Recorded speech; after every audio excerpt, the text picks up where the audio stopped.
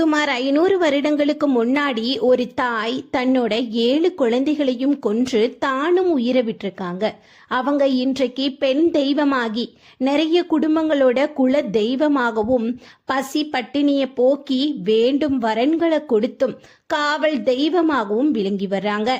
7 குழந்தைங்களை கொலை செஞ்சவங்க எப்படி தெய்வமாக முடியும்னு தோணலாம்.